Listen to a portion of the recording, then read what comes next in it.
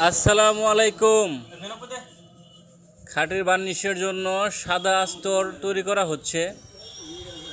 এটা হচ্ছে আপনার কি কি লাগবে আমি বলতেছি। জিনোক্সাইড, চক পাউডার আর ফ্রেশ পাউডার। আর লাগবে আপনার সাদা স্পিড।